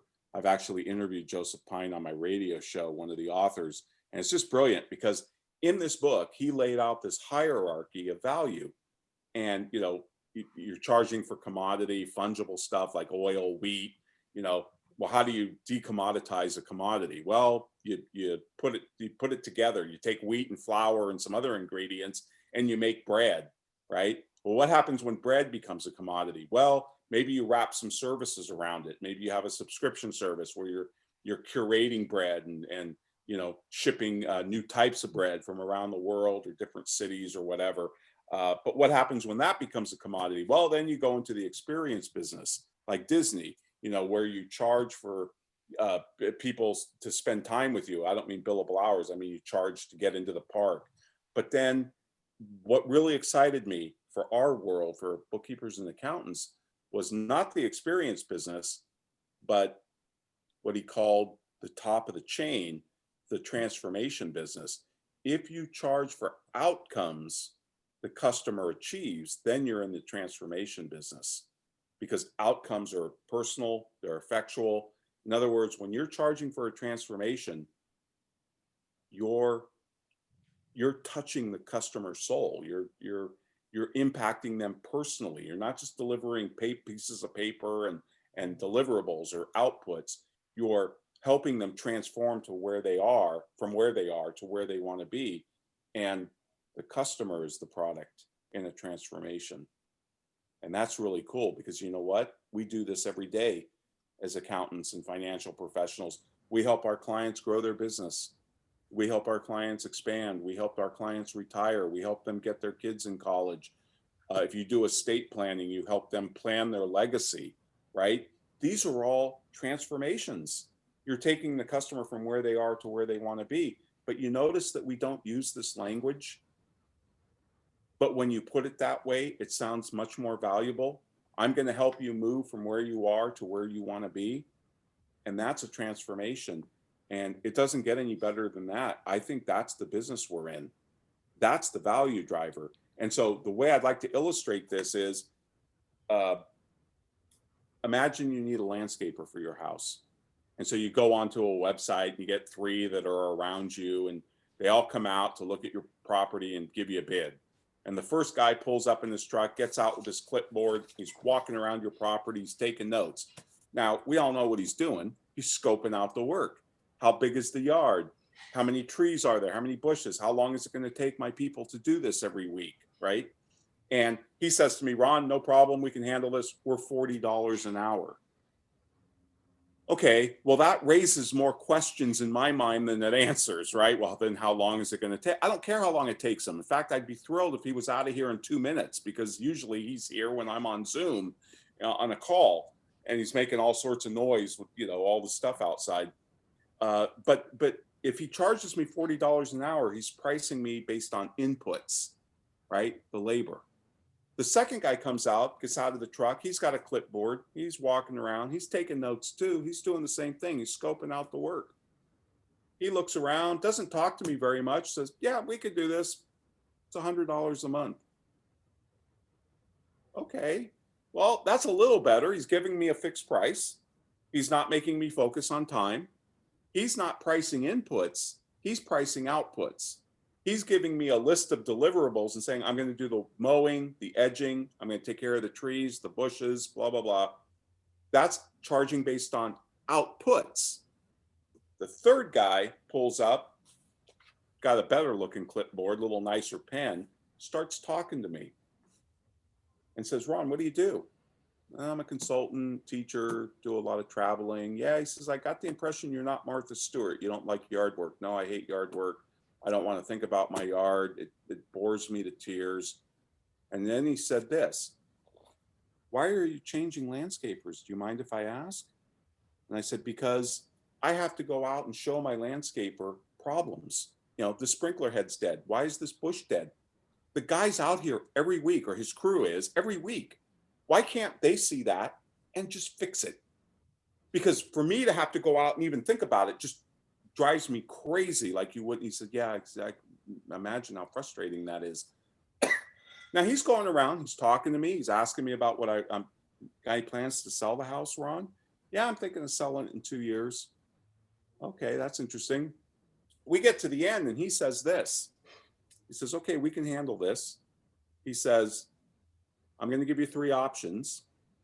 We will do basic maintenance on your place," which is everything the middle guy would do, you know, the mowing, the edging. He says, "and that'll be $130 a month." He says, "Or the middle option is we will bring your yard up to neighborhood standards, you know, make it comparable with others in the neighborhood, so you stop getting the nasty notices from your HOA. That's $225 a month. Or you can get our top option, because you said you were interested in selling in a year or two, Ron. We will give you the best curbside appeal in the neighborhood. We'll actually slowly over time, over that year period, we'll upgrade your landscaping, plant new bushes, we'll probably change the bark or the rock or whatever." This is not my house, by the way. And that option is $300 a month. Now, folks, I currently pay my current landscaper, who I'm about to fire, $100 a month. Which of these 3 landscapers do I hire? The third. The one you value the most. Mm. If you value having a curbside appeal, that's the one you go with. So I'm paying. So I want you to think about this. I'm paying 3 times more with this new guy than I did the old guy. And here's the moral of this long story. I'm a happier customer. Mm. And I guess the transformation, it's not something that just happened at the end by accident and you realize it later. The transformation is then communicated upfront at the beginning, and the whole service is then designed to achieve that transformation. It's not an accident, that's just a byproduct that happens at the end. That's right. And I'm not going to be worried about what kind of plants he puts or what kind of rock I'm going to trust his judgment. And I'm not going to care about the timeline. If he wants to do it in 3 months, 6 months, whatever. All I know is I'm going to get a really good value from having best curbside appeal when I go to sell the place. And that is really valuable. Now I have to tell you guys, just in the real world, I hired the second landscaper because the third landscaper doesn't exist. They don't talk, they don't use this language, they don't offer options. I've been here for 22 years. I've gone through 13 landscapers. Oh, wow. And if one of them came along, like that third unicorn landscaper I'm talking about, I would gladly pay 3 times more, and I'd be thrilled to do it. Can't find them. Mm. And So that is why we often say in the industry that, you know, you often hear bookkeepers say, "How do I compete against a $25 an hour bookkeeper?" Well, you're actually not in the same game. You're in a different game. This moves you to a completely different level, because you're not selling services at this point. You're transforming the customer. And here's the really cool thing: if I do move, you know, sell the house, move, maybe I hire the guy in my second home, but I don't need best curbside appeal anymore. So maybe I slide down to the middle option or the bottom option, but it's up to me, and he's given me the choice, right? And if you never offer the customer that top option, guess what? You'll never sell one. So it's really important to use the language, I think, of transformation. What is their preferred future? Because every one of your customers, I don't care what they hired you for, I don't care what you're doing for them, every one of them has a best curbside appeal. The value conversation is designed to undercover that. Because if he goes next door and talks to my neighbor loves to do yard work. So if he hires that landscaper, he's going to have a totally different relationship than I do. He's probably going to bring him in to do something very specific, right? And maybe it's just a one-off project, maybe it's long-term care, but they love yard work. I don't. So I've got a totally different value proposition. So my price should be different than my neighbors. But that's Well, I want to share one customer at a time. some of the comments that have been made. Ron Baker, Olivia is saying, "You've just changed my world with that story. Wow, what an impact. And amazing story. How awesome is today's session?" So, I actually love Larissa's comment. Who wants to start a landscaping business with me? Oh, you own the world. I would commute you from Australia to come and do my yard in California. Yeah. One of the thoughts that I've got, and always having roadblocks, always having bookkeepers challenge, is, do all clients want to have this value conversation? Is it our fault that we don't find that conversation and the lead in to talk about the value proposition and the what their needs are or wants are? I do think the customers really appreciate it, because they want to understand the value that you're creating for them. Anything that we're spending a lot of money on, I'd like to try and understand a clearer picture of what it is you're doing for me. And so much of our value, I think, as accountants and bookkeepers is not communicated very well. We just we're like fish in water. We just take it for granted. By having that value conversation and by focusing on the transformation, that desired future, that really brings it into light. And we should be thrilled to do that, because value is the one thing that both sides want to maximize, right? The customer wants a lower price. I can't change that. But what I can do is offer them more value, like this landscaper, and get them willing to pay 3 times more than what they're paying now, because I'm showing them a different value proposition.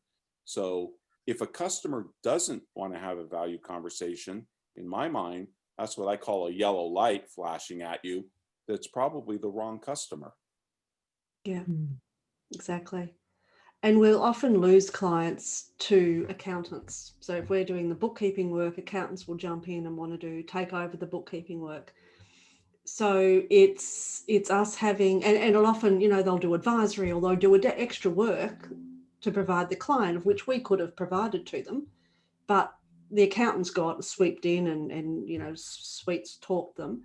So I guess, we now have that opportunity, or that authority, that it's okay for us to have that conversation with a client, to provide that extra value, to go that extra service. Absolutely. And talk about what we provide, the outcome. We're there day to day. We're there. We know their books intimately. There's so much things that we can bring to the table as value, that is a feeling that can, be even better than what an accountant can do, which will get a junior to do the bookkeeping. Right. You've got a much stronger relationship with your customers than any accountant does. The accountant's going to pull them in. They're going to get lost in this huge firm, or at least a bigger firm. They're not going to get the level of care. The accountants are paying lip service to the advisory because they have too much compliance work to ever step up and do advisory. I think bookkeepers can eat accountants' lunch. I really do. I think you're much better poised for the relationship than the accountants are, because they're just too busy. They're just too busy. They don't spend enough time with their customers because they have too many of them. Whereas bookkeepers usually can focus and have a lot less number of customers, which means they can devote more attention to really getting in there and helping them. Plus, you've got a more diverse background than a lot of accountants. Accountants go through this regimented educational process. Bookkeepers I've met, geez, their backgrounds are so diverse and varied. I mean, I've met bookkeepers from, used to work at FedEx, Microsoft. They were in HR, they were in finance, they were in operations. They come with these incredible skills, any one of which could be turned into advisory services. And I just think they have a broader worldview than accountants. Yeah. And we just don't show that. And I think the value pricing methodology will bring that to the table. We have to start exploring that.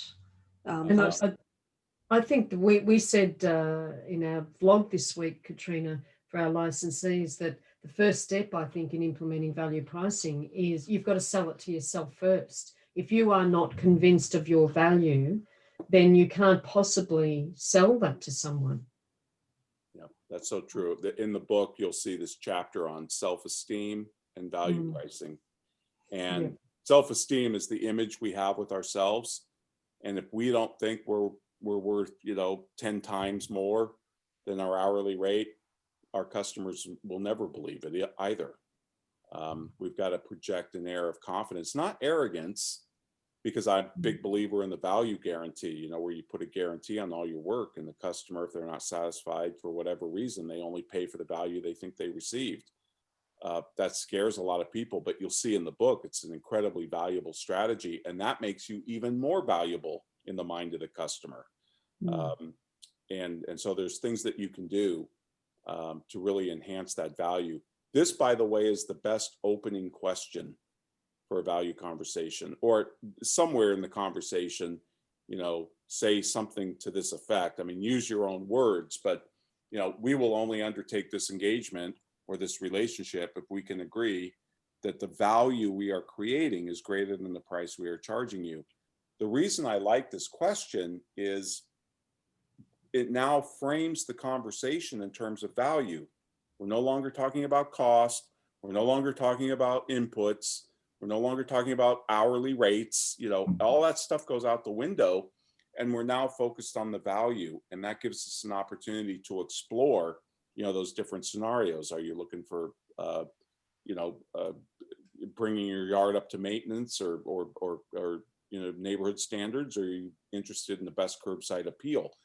Those are value focused. Those aren't input focused or hourly focused or whatever. So I really like this question. And by the way, we stole this question shamelessly. We plagiarized it word for word almost from McKinsey & Company, the famous consulting firm. This is how they open up every single engagement they do, whether it's a new customer or an existing customer. This is their opening statement. Very different to what we do. Traditionally. And I just put a bunch of questions in here, but all of these questions to ask the customer, and we're not going to go through these, but these are all in the book.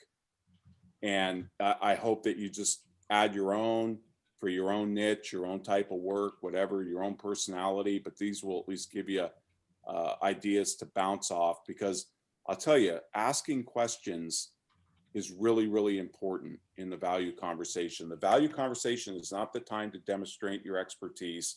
You don't want to jump to the solution. It's time to diagnose. It's a time to take that family history, understand the patient, understand their symptoms, understand what they're trying to achieve.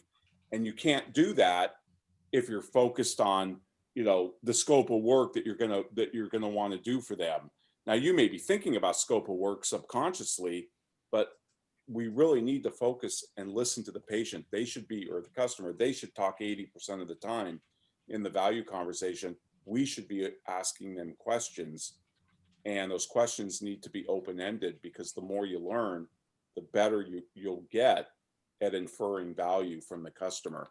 So you'll see a lot of questions in the book. And then last couple questions were, do you recommend a value price, hourly or fixed fee for a rescue job? I recommend value price for everything you do, along with offering 3 options. I don't ever want you to use hourly, because hourly and value pricing don't mix. It's like water and oil. Fixed price is, it's a halfway house between hourly and value pricing. It's not optimal, but I rather see you put a price on something on a fixed basis rather than charge anybody hourly. But value pricing and having that value conversation, offering 3 options, offering the value guarantee that you'll read about in the book, that's the optimal way, and that's what's going to actually maximize your profit. Then I thought this was a great question. How long did it take to feel absolutely confident you were charging correctly?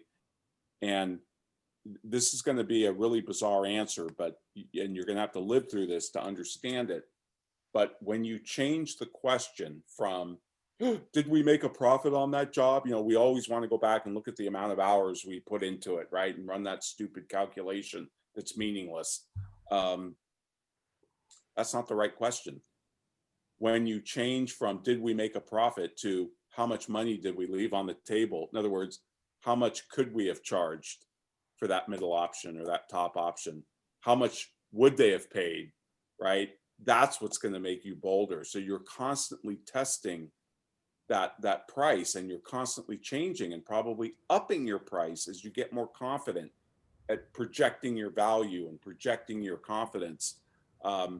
And your focus changes. You know you're going to make a profit with value pricing. That's not the question. The question is, did you maximize the profit? And you can't answer that question by looking at timesheet data or hourly rates or do any cost accounting. It doesn't tell you how much money you left on the table.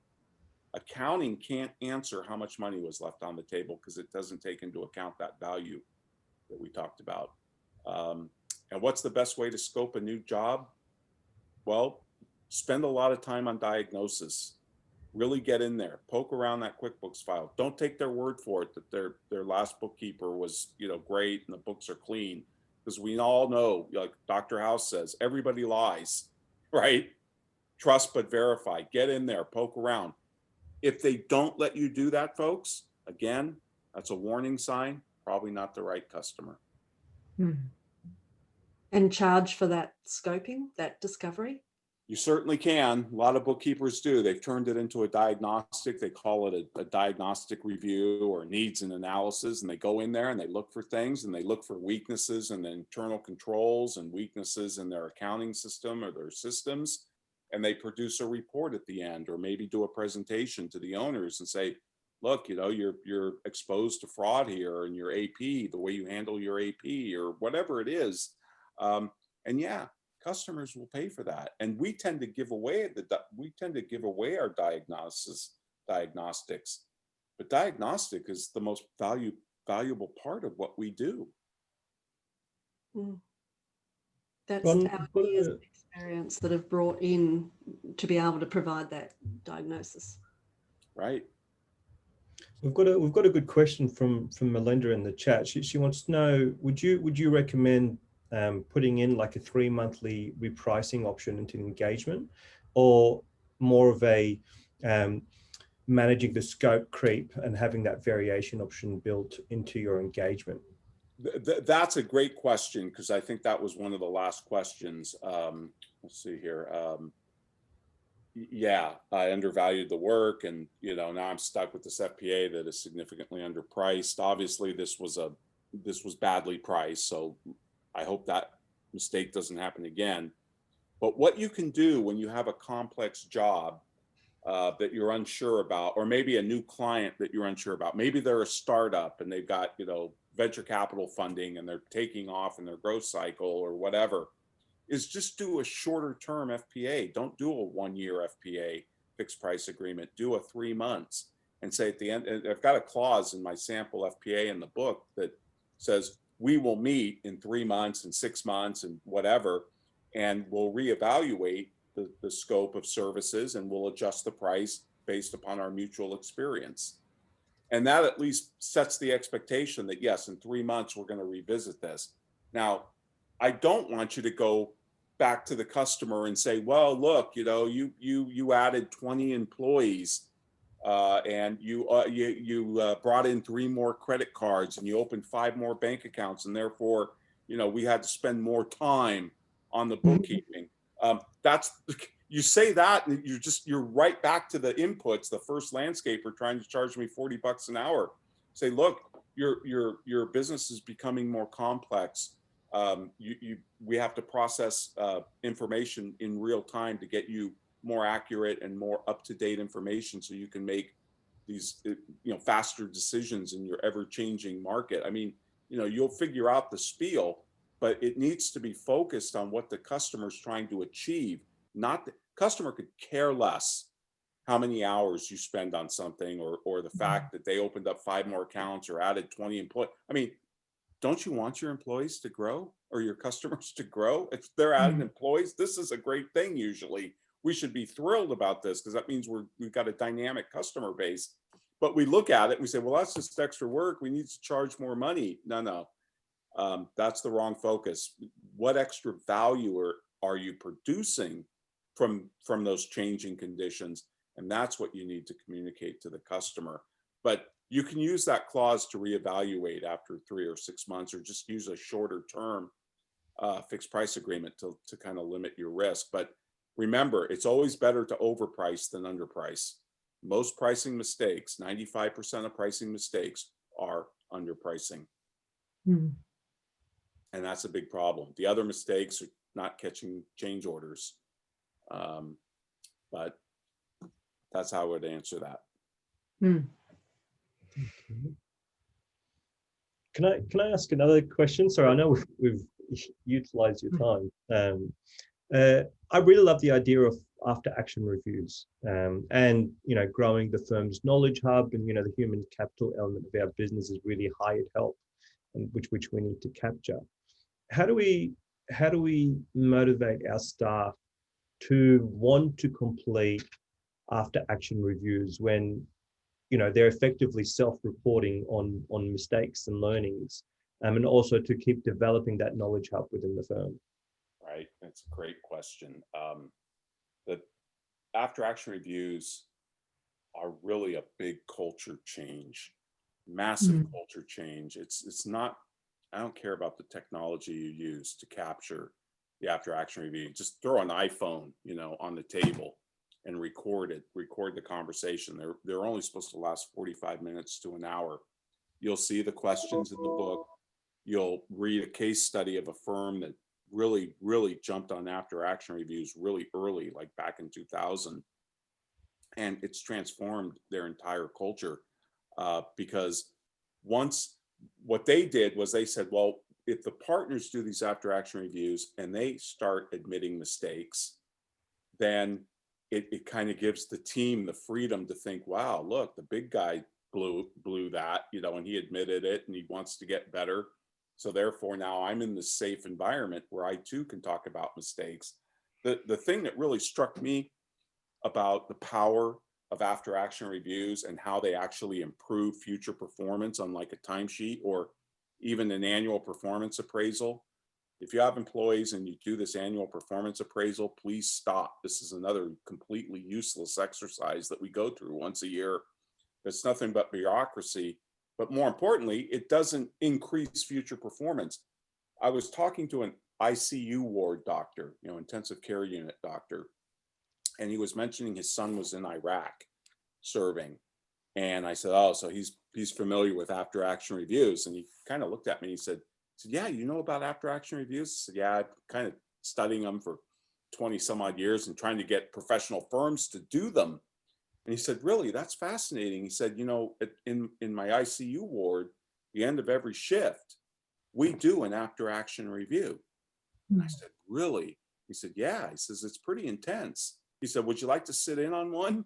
And I said, yes. So I'm in this ICU unit, and this is where really sick people are, right? They're all out kind of on the floor, separated by curtains.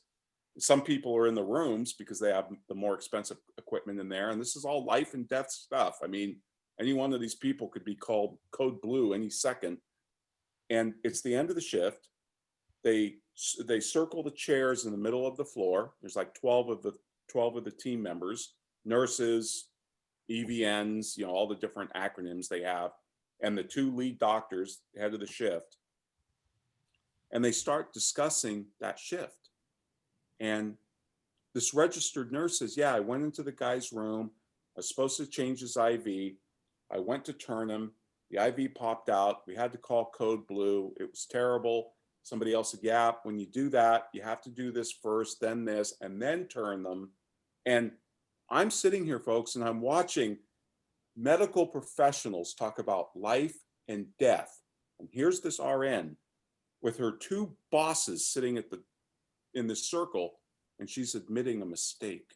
And I thought to myself, holy crap, when I worked at the Big 8 accounting firm, the last thing I would ever do is admit a mistake. It's because we're perfectionists. That's the last thing we're gonna blame it on someone, something, right? Here she was admitting a mistake. She knew it wouldn't matter in her, there are no performance reviews in this hospital. She knew she wouldn't get dinged. She wouldn't get demoted. She wouldn't get a pay cut, because the after action review is not a blame game. It's not even really to talk about the mistakes you made. It's to talk about how we can get better in the future. And we help one another and we share this knowledge. And I was transformed watching this ICU ward do this after action review. I said, if I ever had to be in an ICU ward, this is the one I want to be in, because these people are getting better every single day by not just doing their work, but by stepping back and reviewing and absorbing the lessons that they learned and correcting the mistakes they made, right? But that's powerful. That is far more valuable than spending, 5 hours a week doing your timesheet. So I love that. But how do we reward our employees in completing after action reviews? Don't just make it part of the culture. Don't reward them. Just, this is expected. This is how we do things here. This is just like reviewing your work.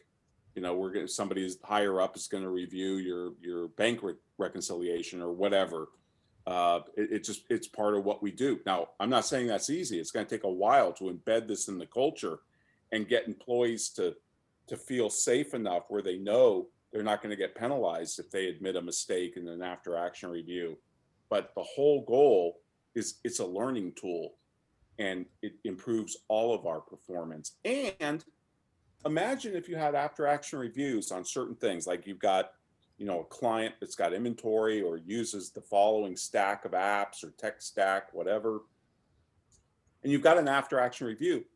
Think about hiring a new employee, and before you turn them loose or her loose on any particular job, you say, why don't you go review these 5 after action reviews that deal with the type of situation that I'm going to send you out on, and tell me how much more effective that person would be, and how much faster they would come up to speed with how you do things if they reviewed a few after action reviews. Now, that review could be listening to the after action review audio. You could have it transcribed. They could read it, right? You could video it. Doesn't matter how you capture it, but these after action reviews become kind of your knowledge bank. Now, it was interesting in the ICU ward, they didn't record these because they're worried about the litigation risk. I totally understand that. But in the Army, who invented the after action review, they do capture these. They transcribe them, they record them, whatever. So there's a knowledge bank of after action reviews.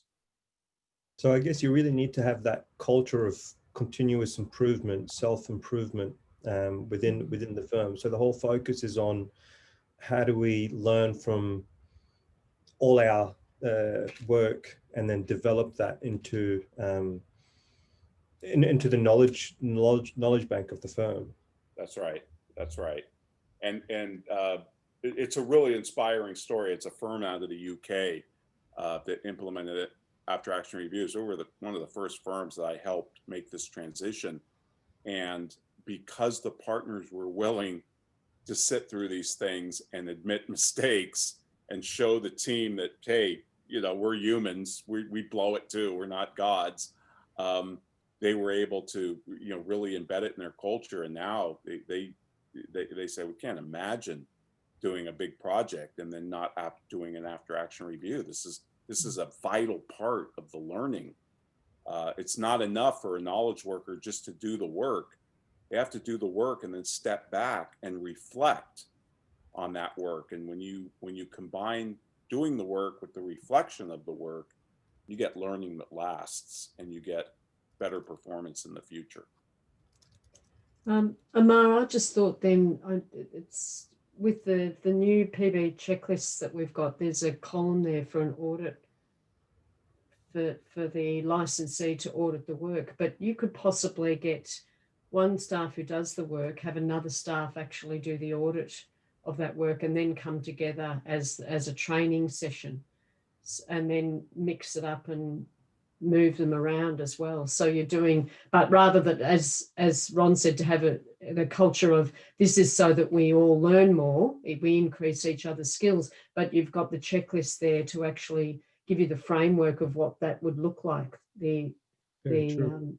Yeah. If you guys go to, let me find it here. If you go to my radio show website, I do a live radio show every Friday. Sorry, let's go back there. It's called The Soul of Enterprise. I do it with Ed Kless. He works at Sage Software. Soul of Enterprise has an archive page, and you can see all 315 shows, I think it is, that we've done over the last 6 years. But you can search that archive page, and if you put in After Action Review, you're going to find a couple shows dedicated to After Action Reviews. And in the show notes, you can listen to the show right there. And in the show notes, you click on it, and it'll bring up a Microsoft Word After Action Review agenda. So Ed and I took the Army's standard After Action Review form. We kind of tweaked it for knowledge organizations like accounting, bookkeeping, law firms, and kind of tweaked the questions a bit. And you can get that Microsoft Word document right from the show notes. And you can listen to the episode where we explain it, the After Action Review, and how the Army's implemented it, and how some firms have implemented it, and how powerful they are. It would be part of the process of getting your employees engaged with your vision of your business and your purpose, and getting them, empowering your staff around helping create your model and your vision. Absolutely. In fact, these are the Army's 4 questions for an After Action Review. They're, what was supposed to happen on this engagement, what actually happened, right? Because we make plans, and then, what the Army calls the ground truth, there's always something that changes. And then because of that gap between what was supposed to happen, what actually happened, what were the positive and negative factors from that gap? There's probably some good things that happen. There's probably some bad things that happen. And then what have we learned, and how can we do better next time? And they have very strict guidelines on how long to spend on each question. And one of the guys, and you can see the Army, they do these sometimes in the middle of a mission because the enemy did something unexpected. So, they're constantly huddling and doing these After Action Reviews, even on the run. But we had on this gentleman on the radio show, Chris Elroy. He's a fighter pilot, or was. He's retired now from the United States Air Force. And he was one of the U.S. Thunderbirds, which is our, flight demonstration team. And he ejected from a live air show that they were doing. He miscalculated this loop he was doing, he miscalculated the sea level of the airport, So anyway, you can find a video of this. It's harrowing. It's 25.5-second flight, and he's ejecting, 30 feet off the ground. And his spine compressed 2.5 inches because it's like 30 G's you're pulling when you get ejected from one of these things. And he was so close to the ground, and he landed in this ball of fire. And when he went to hug his wife for the first time, they figured out that he didn't come up, or she didn't come up to where she normally did. She was, and he's like, he goes back to the doctor and finds out he shrunk 2.5 inches. But these are the kind of stunts they pull. And he in their air shows, and he makes this point. There's 6 of these flyers, these pilots, and they turn 50% over every year. So every 2 years they bring in 3 new pilots, and it takes them 4 months to work together and then go out and do stuff like this, which are just hair-raising stunts in these F-16s that they fly. And he makes the point, he says, many organizations have teams that have worked together for decades and can't achieve this level of performance. And he says the way we do this is, in the Air Force, it's called lessons learned. They don't call it After Action Review. They call it a debriefing and lessons learned. Same thing though. And he says, after every time we fly, we spend 4 hours doing a debrief on it. And that's how we achieve this level of performance and excellence. It's really powerful to listen to him talk about the After Action Review. It's a great show. Just put in Chris Strickland in the archive search, and we've had him on 3 times because I happen to be a Thunderbird fan. But just amazing, And he says, Hmm. I'm alive today because of that after action review. He said, when I knew I didn't have enough ground, that I was going to hit the ground, he said, my training just kicked in automatically, and I knew Mm. exactly what to do. Mm. I knew exactly what to do. Amazing. That I wouldn't be able to talk to you today if we weren't doing after action reviews in the Air Force. Mm. That's powerful. Mm. So Very what could it do to an accounting firm or a bookkeeping firm? It's transformative. Mm. Mm. And it's not just, Ron, it's not just, I was referring to the actual bookkeeping that was done. We've got checklists and things for how the bookkeeping is done, but it's what could we have done better, or how, it's what, this didn't really work out and I spent this extra time trying to investigate that. And it's more a bigger picture, a holistic kind of view of the situation. It is. It takes into account. You do want to talk about the work, obviously, because Mm. some of it's technical, but you don't want to get too granular. The Army even recommends that you stay, 30,000 feet. You don't want to get too in the weeds. But you're also going to be talking about the client relationship, and the really cool thing about this, gang, is once you get good at these with after action reviews, they become part of your culture internally. Then you go out and you start doing them with the customer. That's powerful as all get out, Yeah. because Mm. that's better than the net promoter score. That's better than surveying your customers, asking them, how would you grade us? Do an after action review with them, and you'll get incredible feedback. You'll probably uncover a whole bunch of other things you could be doing for them. And they love it. They really do. They love it. It's very, very powerful. Mm. Awesome. You can imagine the bookkeepers that are flat out busy working on their 100 bookkeeping clients. And if they were to reduce the amount of clients and give fuller service to the existing clients and increase their income, you're just transitioning the income from, get rid of 50 of your bad clients and move it into that energy and that service into the 50 of your good clients, build that base and scale from that. I have a formula that I've never seen contradicted. Less clients equals more profit. Mm. Because you're doing more, you're going deeper with every customer. And when you go deeper on a new customer, the marginal things that you're doing for them beyond just the compliance work are more valuable, and therefore command a higher price because they're higher value. It's that landscaper that says, I can give you best curbside appeal. And now I'm paying them $300 rather than $200. Mm. Yeah. I'll often say, pick your price and go find your client. Yep. Mhm. So get a value and go get your client for it. And you'll see this line in the book, because it's one of my favorite, but it's often, it's not your price that's wrong. It's the client that's wrong. Mm. Yep. Yeah. Awesome. Larissa has asked, is the Black Swan program still something you're likely to do again? I don't know if anybody knows, but last month I did a 3-part series webinar with for Receipt Bank. And they made that available to everybody. I think you can go and find it on their site somewhere. There's a page and get the recordings. I'm not sure if they're up yet. I'm about to do another 3-part webinar series for Receipt Bank on what I like to call value pricing 2.0, which is the subscription business model, which completely blows up everything we've been talking about for the last 2 hours. This is a completely different business model, but I do think it's the future. And I'm hoping that firms gravitate towards it. As part of this thing with Receipt Bank, I'm trying to get them to launch a Black Swan program, because I just don't want to launch it myself. It requires, a lot of back office stuff, technology and recording calls like this, and all of that kind of stuff. But as of yet, we haven't made a decision on that. But so right now, no, there's no plans to do a Black Swan program, but there may be in the future with Receipt Bank.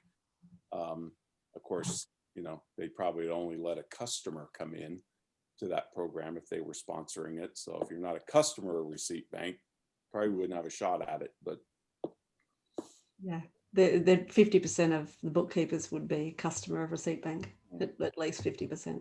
oh, good. Yeah. I mean, Very I know people use other things, HubDoc or whatnot, but Yeah. from the people that use Receipt Bank I talk to, they love it. Mm. Yeah. But So value pricing 2.0, is that a book, or is that that's a book that's in my head that Yeah. I've been too lazy to put down on practice, but you can find on that radio show website. okay? We've done 6 or 7 shows on the subscription economy. We've interviewed authors that've written books on it. Ed and I have talked about it. We've been teaching it for 3 years in 2-day, 3-day workshops. There's a lot to unpack, but it's a completely different model than everything that we talked about today. Everything changes again. What you measure, how you price, it all changes. There's no more scope. There's no more out of scope. It's all covered, non-covered, and it's a much saner model. It also builds a more valuable business in the long run. A business with annual recurring revenue is going to be worth more than a business that basically starts with 0 revenue every month or every year. Yeah, and prove the work you've done every month to Yep. get the revenue. Yep. Yeah. Awesome. Awesome. Well, let us know. Yes. Well, we'll check it out. Or yeah, check go search Receipt Bank and you can find the 3 webinars. And I think this was the slide deck you're looking at here is some of the slides I showed in that webinar. And I think they made those available as well in PDF format. So Okay. you check that out. Fabulous. Yes. Fabulous. I'm not sure if I dare ask if there's any other questions, any last questions. I think we've perhaps taken up a lot of Ron's time. It was so wonderful. Sharon says this has been unbelievable value and insight. Thank you so much. Excellent. I love when people say thank you for your insight rather than thank you for your time, because time is useless. If I could have delivered this in 5 minutes, you probably would have been happier. I feel like we could keep going all afternoon here, evening for you or nighttime for you, but it's been awesome. Oh, good. I appreciate that. And you hit a point with this topic, I think, where you can overload people. And this is something that Ed and I are really cognizant of our show, because our show is only 45 minutes when you strip out the commercials. And Ed and I are content junkies, and we just love to deliver content and just really get into the weeds with some of this stuff. And sometimes that just burns people out. So. And Ron, we did have a question whether your book is available on Audible or on something like that. That's listening. The reason is it's the professional division of John Wiley and Sons. And for the most part, professional books, they tend to be more expensive, as you've noticed. I think this is a $90 US book. So in Australia, it's even more. And they don't turn those into Audible books. It's just it's not a big enough market to warrant that. I would have to do that on my own, sit in a studio and read the book. And I just haven't done that. We are working on, and this is part of the radio show, but we are working on, Ed and I, going through the book one chapter at a time and discussing it. Now, not reading it verbatim, but discussing the ideas in it. And then maybe I talk about what I would change or what I would update, because it is coming up on 10 years old. So there are some things I would change about some of the examples or whatever, but there's no Audible version of it. Yeah. But it's on Kindle. It's on Kindle. Yeah. Kindle version. Yes. Yeah. I have it on Kindle. Awesome. Well, thank you so much, Ron, for being available for us and reaching out to us. We thought that was absolutely awesome. You had us all in the tiz. Well, I've only had a few book clubs actually do my book, so I just think that's really cool that you guys have a book club. I'm really honored that because I know what a commitment that is, and this book especially, because it's not an easy read. So I was really impressed by that. So thank Yeah, you. yeah. So we're spreading it over 3 months. So we're doing it again at the end of this month, the practical stuff of the last 17 chapters. And yeah, so thank you again, Ron, and thank you everyone for attending. Really appreciate it. This is streamed into Facebook so people can watch it again, and send your friends in or colleagues into this group to watch it also. Other than that, we'll say goodbye and good night to Ron. And I'm just going to say, grab a copy of Ron's book and anything else that he's written as well, and get on to his radio show and all of that. That's, yeah, personally, thank you, Ron. Great insights and really useful, valuable information for everyone watching. Yeah. So thank you. Thank you, Debbie. Thank you, Katrina. You're welcome. Thank you, Omar. Pleasure. Meet So much everybody. fun. I could write a book from what you've shared today alone. Yes. So thank you so much. Well, wait till you hear about value pricing 2.0. I'm going to get straight into that. Yeah. So I think that's going to send us in a spin a bit. that's going to start in November. I think the 12th is the first one, and then the 19th and the 24th, I think, are the 3 dates that we're going to, and those do run live. And then, of course, they record them and make them available on demand later. So, Yep. And let us know when you're in Australia. oh yeah, I you know, because of COVID, but my first trip to Australia was right before your 2000 Olympics, and between 2000 and 2019, I think I've been down there 22 times.